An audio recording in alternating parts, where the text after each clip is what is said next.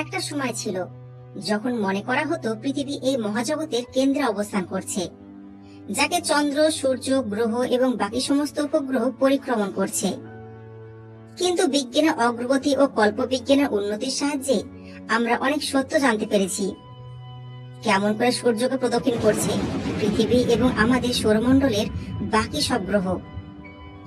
আপনারা যারা শহরে থাকেন, রাতের আকাশে কিছু তারা দেখতে পান, আর যারা গ্রামে থাকেন তারা হয়তো শহরের তুলনায় আকাশে একটু বেশি তারা দেখতে পায়, গ্রামের আবহাওয়াতে পলিউশনের মাত্রা কম থাকার জন্য। কিন্তু আপনি কি জানেন আমাদের এই মহাবিশ্ব আসলে কতটা বড়, এর সীমানা কত দূর, আর কি কি লুকিয়ে আছে এর ভেতর? আজ আমরা ছুটে যাব আপনাকে নিয়ে মহাবিশ্বের শেষ সীমানায়। আসলে মহাবিশ্ব কি এবং কতটা বড়? তো চলুন আজকের এই ভিডিওর মাধ্যমে যাত্রা করা যাক মহাবিশ্বের শেষ সীমানা পর্যন্ত। আমরা যখন পৃথিবী থেকে 12 কিলোমিটার উচ্চতায়, তখন এখানে শেষ হয়ে যাচ্ছে আমাদের ট্রপোস্ফিয়ার। আর এখানে আমাদের বায়ুমণ্ডলের পুরো 80% ভর উপস্থিত। এরপর দিয়ে বেশিরভাগ প্লেনগুলো উড়ে থাকে। যখন আমরা ভূপৃষ্ঠ থেকে 50 কিলোমিটার উপরে যাব, তখন এখানে শেষ হয়ে যাবে স্ট্র্যাটোস্ফিয়ার। আর এই স্ট্র্যাটোস্ফিয়ারে উপস্থিত থাকে ওজোন লেয়ার, যা আমাদের ক্ষতিকর আল্ট্রাভায়োলেট রশ্মি থেকে বাঁচিয়ে থাকে। পৃথিবী থেকে যখন আমরা 80 কিলোমিটার উপরে যাব, তখন এখানে শেষ হয়ে যাবে মেসোস্ফিয়ার। যখন আমরা এর থেকে 700 কিলোমিটার উপরে যাব, তখন এখানে শেষ হয়ে যাবে থার্মোস্ফিয়ার। আর এখানকার বাতাস খুবই হালকা হয়ে থাকে, তাপমাত্রা অধিক বাড়তে থাকে। এবার যখন আমরা পৃথিবী থেকে 10,000 কিলোমিটার উপরে যাব, তখন আমরা এক্সোস্ফিয়ার লেয়ার অতিক্রম করে যাব। আর এই এক্সোস্ফিয়ার অতিক্রম করার সাথে সাথে আমাদের বায়ুমণ্ডলে শেষ হয়ে যাবে। আমাদের Bangabandhu satellite international space station এর সাথে আরো যত সমস্ত স্যাটেলাইট রয়েছে, সবগুলো এই জায়গাতেই রয়েছে। তবে বন্ধুরা, আমরা এখনো অনেক পেছনে আছি। তো চলুন এবার একটু দূরে যাওয়া যাক, একটু বেশি দূরে। পৃথিবীর বায়ুমণ্ডল অতিক্রম করার পর আমাদের পরবর্তী গন্তব্যস্থল হচ্ছে চাঁদ। আর এই চাঁদ আমাদের পৃথিবী থেকে 3,44,400 কিলোমিটার দূরে। আর এই দূরত্ব এতটাই যে এখানে 30টা পৃথিবী পুরোপুরি এঁটে যাবে। চাঁদ থেকে এখন আমরা 15 কোটি কিলোমিটার দূরে, অর্থাৎ সূর্যের কাছে চলে এসেছি। এই সূর্য আমাদের সৌরমণ্ডলের একমাত্র নক্ষত্র, যার ফলে পৃথিবীতে প্রাণের অস্তিত্ব রয়েছে। আর এই সূর্যের অত্যন্ত কঠিন মাধ্যাকর্ষণ শক্তির ফলে পৃথিবী আর সমস্ত গ্রহ নিজের নিজের জায়গায় অবস্থান করছে। এখন আমরা চলে যাই আমাদের প্রতিবেশী গ্রহ মঙ্গলের কাছে, যে মঙ্গলের দূরত্ব আমাদের পৃথিবী থেকে 22.5 কোটি কিলোমিটার, যা পৃথিবী আর মঙ্গলের দূরত্বের অ্যাভারেজ। যদি আপনি এখানে আলোর গতিবেগে আসেন, তাহলে আপনার 20 মিনিট সময় লেগে যাবে। এবার চলুন আর একটু এগিয়ে যাওয়া যাক। এখন আমরা চলে এসেছি আমাদের সৌরমণ্ডলের সবচেয়ে বড় গ্রহ জুপিটার, অর্থাৎ বৃহস্পতির কাছে। একটি বড় উপগ্রহ এবং 12টি ছোট ছোট উপগ্রহ নিয়ে জুপিটার নিজে একটা সোলার সিস্টেম। আমাদের সৌরমণ্ডলের সমস্ত গ্রহগুলো একত্রিত করলেও জুপিটার তারপরও সবার থেকে অনেক বড়। এই গ্রহের মাঝ বরাবর রয়েছে দ্য গ্রেট রেড স্পট। একটা ভয়ঙ্কর ঝড়ের কারণে এই চিহ্নটা হয়ে চলেছে। আর জুপিটারে এই ঝড় 1000 কোটি বছর ধরে চলছে। আর শুধু এই চিহ্নটুকুই আমাদের পৃথিবী থেকে 3 গুণ বড়।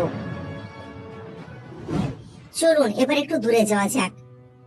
এখন যে গ্রহটি দেখতে পাচ্ছেন, এটা হলো স্যাটার্ন বা আমাদের শনি, যা গোলাকার রিং দিয়ে ঘেরা।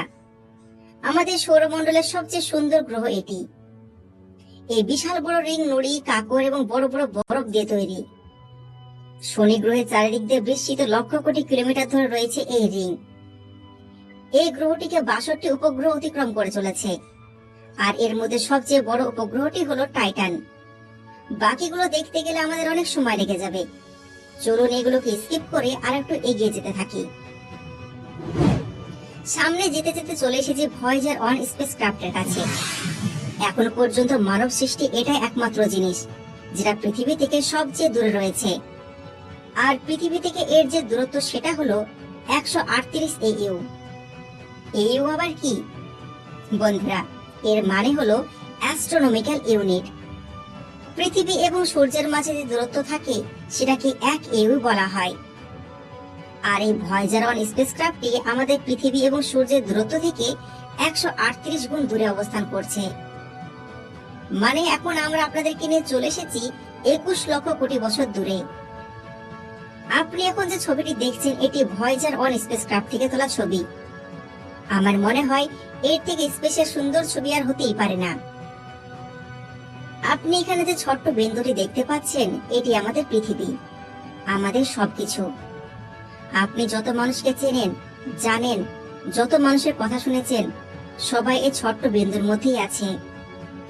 আপনার সব সুখ, চাওয়া পাওয়া, সমস্ত টেকনোলজি যেগুলো সম্পর্কে আপনি জেনে এসেছেন, এমনকি ব্যবহার করছেন, যেখান থেকে আপনি এই ভিডিও দেখছেন, সবকিছু এই ছোট্ট বিন্দুতে বসে। আর আমরা আমাদেরকে কত না বড় ভেবে থাকি।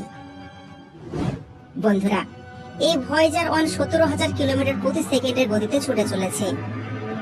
চলুন আর একটু আগে যাওয়া যাক। যখন আমরা সৌরমণ্ডলের আগে যেতে যেতে এগিয়ে যাব, তখন আমরা পৌঁছে যাব ইন্টারস্টেলার সৌরমণ্ডলের কাছে। আর এখানে এই ইউনিট থেকে আমাদের চলে যেতে হবে লাইট ইয়ার্সে, কারণ এত বিশাল দূরত্ব আমরা এই ইউতে পরিমাপ করতে পারবো না। আলো 1 বছরে যতটুকু দূরত্ব অতিক্রম করে তাকে 1 লাইট ইয়ার্স বলা হয়। আর এটা আমরা জানি যে আলো 1 সেকেন্ডে 3 লক্ষ কিলোমিটার পথ অতিক্রম করে। সেই হিসাবে 9.5 লক্ষ কোটি কিলোমিটার সমান 1 আলোকবর্ষ। আরো সামনে যেতে যেতে আমরা এখন চলে এসেছি প্রক্সিমা সেন্টারির কাছে, যা আমাদের সূর্যের পর সবচেয়ে কাছের একটি নক্ষত্র। আর এই তারাটি আমাদের পৃথিবী থেকে 4.4 লাইট ইয়ার্স দূরে অবস্থিত। আলোর গতি সম্পন্ন স্পেসক্রাফট যদি কখনো বিজ্ঞানী তৈরি করতে সফল হয়ে যান, তবুও সেটিতে করে আমাদের এখানে পৌঁছতে 4.5 বছর সময় লেগে যাবে। আর যে ভয়েজার 1 স্যাটেলাইটকে আমরা পেছনে ছেড়ে আসলাম, ওটা এখানে পৌঁছতে 77,000 বছর সময় লেগে যাবে। কিন্তু আমরা তো ঠিকই চলে এলাম, তাই না? আমরা তো দেখছি আলোর থেকে বেশি স্পিডে ভ্রমণ করে চলেছি। এখন আমরা আরো সামনে যেতে যেতে আমাদের মিল্কি ওয়ে গ্যালাক্সি থেকে বেরিয়ে যাচ্ছি। আমাদের এই মিল্কি ওয়ে গ্যালাক্সি প্রায় 1 লক্ষ আলোকবর্ষ এলাকা জুড়ে রয়েছে। মানে আপনি যদি পুরো আলোর গতিতে পুরো মিল্কি ওয়ে গ্যালাক্সি ঘুরে বেড়ান, তবু আপনার 1 লাখ বছর সময় লেগে যাবে। আমাদের এই গ্যালাক্সিতে আমাদের পৃথিবীর সূর্যের মতনই আরো 100 বিলিয়ন গ্রহ নক্ষত্র রয়েছে। বর্তমানে আমাদের পুরো পৃথিবীতে মানব সংখ্যা রয়েছে 7.6 বিলিয়ন বা 750 কোটি। মানে আমাদের পুরো পৃথিবীর সম্পূর্ণ জনসংখ্যার থেকেও আরো 92 গুণ বেশি গ্রহ নক্ষত্র রয়েছে এই মিল্কি ওয়ে গ্যালাক্সিতে, যেগুলো 90%ই আমাদের পৃথিবী থেকে আকারে বড়। আমরা রাত্রের আকাশে যে তারা দেখে থাকি তা আমাদের গ্যালাক্সির 100 ভাগের 1 ভাগেরও কম, যা এই ছোট্ট বিন্দুর আশপাশ দিয়ে দেখে থাকি। এই লাল বিন্দুর ভেতর আমাদের পৃথিবী রয়েছে, এখানেই আছে আমাদের পৃথিবী। বন্ধুরা, এখন আমরা চলে এসেছি লোকাল গ্রুপ অফ গ্যালাক্সির কাছে। এটির ভেতরে প্রায় 54টি গ্যালাক্সি রয়েছে, যেগুলো প্রত্যেকটা আমাদের মিল্কি ওয়ে গ্যালাক্সি থেকে বড়। এই লোকাল গ্রুপ প্রায় 10 মিলিয়ন লাইট ইয়ার্স বা 1 কোটি আলোকবর্ষ অবস্থিত, যা আমাদের মিল্কি ওয়ে গ্যালাক্সি থেকে 100 গুণ বেশি। চলুন এবার আমরা একটু দূরে যাওয়ার চেষ্টা করি। এবার আমরা চলে এসেছি ভর্কো সুপার ক্লাস্টারে। এখনই আমরা যে লোকাল গ্রুপ থেকে আসলাম, ওটা এই ভর্কো সুপার ক্লাস্টারের ছোট্ট একটা পার্ট। এই Virgo super cluster 110 million light year জুড়ে রয়েছে, মানে 11 কোটি আলোকবর্ষ জায়গা জুড়ে। যেখানে আগের এই লোকাল গ্রুপের আয়তন ছিল মাত্র 10 মিলিয়ন বা 1 কোটি আলোকবর্ষ। আমাদের যে ছোট্ট মিল্কি ওয়ে গ্যালাক্সি রেখে এসেছি, ওটাও এই ভর্কো সুপার ক্লাস্টারের একটি পার্ট। চলুন আর একটু যাওয়া যাক। এবার আমরা চলে এলাম লানাইকা সুপার ক্লাস্টারের কাছে। আমরা যে ভর্কো সুপার ক্লাস্টারটিকে দেখে আসলাম, ওটা অনেক ছোট এই লানাইকা সুপার ক্লাস্টারের কাছে। আমাদের গ্যালাক্সি সহ আরো 1 লক্ষ গ্যালাক্সির ঘর এই লানাইকা সুপার ক্লাস্টার। আর এটা 520 মিলিয়ন লাইট ইয়ার্স জায়গা জুড়ে অবস্থিত, মানে এর আয়তন 52 কোটি আলোকবর্ষ। পুরো জায়গাটা আলোর গতিতে ঘুরতে আপনাকে 52 কোটি বছর সময় লেগে যাবে। এরপরও এটি জাস্ট বালুর কণার মতন আমাদের অবজারভেবল ইউনিভার্সের সামনে। আপনি হয়তো ভাবছেন এসব কি হচ্ছে, তাহলে আমরা কি? আমরা খুবই সামান্য, তাও আবার সৃষ্টির সেরা জীব। চলুন যাওয়া যাক অবজারভেবল ইউনিভার্সের কাছে। এটি হচ্ছে অবজারভেবল ইউনিভার্স, যাকে আমরা অবজার্ভ করতে পারি, দেখতে পারি, বুঝতে পারি। এই লানাইকা সুপার ক্লাস্টার অনেক অনেক অনেক অনেক অনেক ছোট আমাদের অবজারভেবল ইউনিভার্সের কাছে, যেখানে 2 ট্রিলিয়ন গ্যালাক্সি রয়েছে, যেগুলো আমাদের মিল্কি ওয়ে গ্যালাক্সির চেয়েও অনেক গুণ বড়। এখানে এতগুলো তারা রয়েছে যে যদি আমরা আমাদের পৃথিবীর বালুকণায় একটা একটা করে কাউন্ট করি তবু কম পড়ে যাবে। এই পুরো অবজারভেবল ইউনিভার্সের আয়তন হচ্ছে 9300 কোটি আলোকবর্ষ, মানে 93 বিলিয়ন লাইট ইয়ার্স। যদি আপনি লাইটের গতি অর্থাৎ 300 কোটি কিলোমিটার প্রতি সেকেন্ডের গতিতে পুরো এই অবজারভেবল ইউনিভার্সে ঘুরে বেড়ান, তাও আপনার ঘুরে শেষ করতে 9300 কোটি বছর সময় লেগে যাবে। আর এই যে অবজারভেবল ইউনিভার্স দেখছেন, এটা প্রতি সেকেন্ডে আলোর গতিতে ছুটে চলেছে। এর আয়তন প্রতিনিয়ত বাড়তেই চলেছে। এটি আপনার কাছে অনেক বড় মনে হচ্ছে নিশ্চয়ই। যদি আমি বলি এটা জাস্ট ছোট্ট একটা পার্ট আমাদের মহাবিশ্বের, তাহলে আপনি কি বলবেন? জি হ্যাঁ বন্ধুরা, অনেকে আছেন যারা কোরআনকে বিশ্বাস করেন না, তাদেরকে বলছি।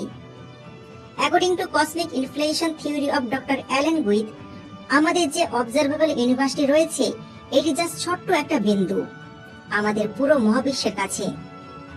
তার থিওরি হিসাবে আমাদের পুরো মহাবিশ্ব 156 ট্রিলিয়ন টাইম বড় অবজারভেবল ইউনিভার্সের চেয়ে।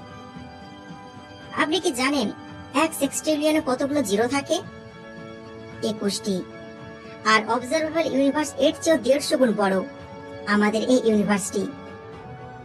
কিন্তু আমি মনে প্রাণে বিশ্বাস করি আমাদের ধারণার বাইরে সবকিছু, এক কথায় চিন্তার বাইরে।